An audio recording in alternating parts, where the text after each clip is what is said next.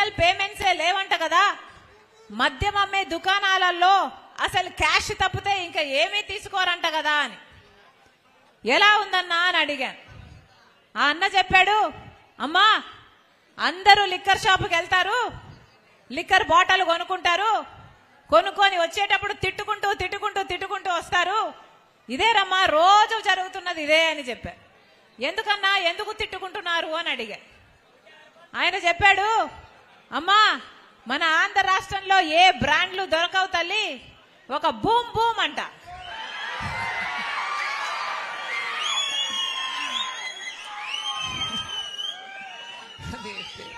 అదేం పేరో మరి, ఒక బూమ్ బూమ్ దొరుకుతుందమ్మా.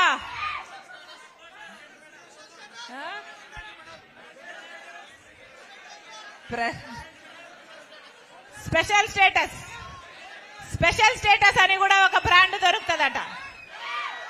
స్పెషల్ స్టేటస్ తెచ్చారో లేదో తెలియదు కానీ మందులో మాత్రం స్పెషల్ స్టేటస్ తెచ్చారు.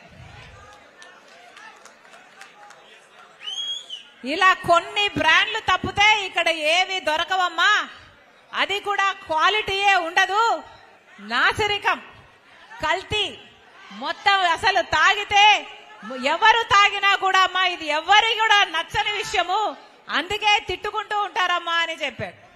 అంతేకాదు తల్లి, అంతేకాదమ్మా రేట్లు కూడా, క్వార్టర్ బాటిల్ బయట 80 రూపాయలు అయితే ఇక్కడ 160 రూపాయలట.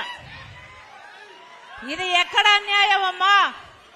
మాకు నచ్చింది మేము కొనలేము, వాళ్ళు అమ్మిందే మేము కొనాలి, అది కూడా వాళ్ళు పెట్టిన రేటుకే మేము కొనాలి, అది కూడా డిజిటల్ పేమెంట్స్ లేవు, కార్డు లేదు, ఓన్లీ క్యాష్, ఓన్లీ క్యాష్. ఇది ఏ పద్ధతి? ఇది ఎక్కడి పద్ధతి? ప్రపంచంలో ఎక్కడైనా, దేశంలో ఎక్కడైనా లిక్కర్ షాపులలో ఓన్లీ క్యాష్ ఉందా? ప్రపంచమంతా డిజిటల్ పేమెంట్స్ అంటున్నారు, ప్రపంచమంతా ఆన్లైన్ పేమెంట్స్ అంటున్నారు, కానీ ఒక ఆంధ్రప్రదేశ్ లో మాత్రం ఓన్లీ క్యాష్ అంట. నాకు అర్థమే కాలేదు ఎందుకని అని అడిగా. ఏమో అమ్మా ఇదింతే, వాళ్ళు అమ్మిందే కొనాలి, వాళ్ళకి ఎంతకు అమ్ముతే అంతకే కొనాలి, వాళ్ళకి క్యాషే ఇయ్యాలి.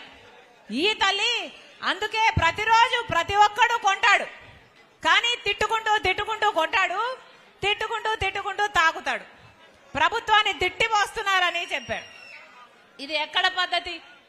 ఇది ఎక్కడ పద్ధతి? 25% మంది ప్రజలు మన రాష్ట్రంలో ఎక్కువ చచ్చిపోతున్నారు లిక్కర్ అంటే. ఇది అవమానం కాదా? ఎందుకని? అసలు ప్రభుత్వము వాళ్ళకు నచ్చిన వాళ్ళకే టెండర్లు ఇచ్చుకుంటుంది. అంటే ప్రభుత్వంకి ఎవరు కమిషన్లు ఇస్తారో, ప్రభుత్వంతో ఎవరు దోస్తీ చేస్తారో వాళ్ళకే టెండర్లు ఇస్తారు, వాళ్ళే అమ్మాలి, అవి కూడా వాళ్ళు పెట్టిన ధరలకే అమ్మాలి. ఏదైనా ఒక క్వాలిటీ చెక్ ఉందా? ఒక మానిటరింగ్ ఉందా?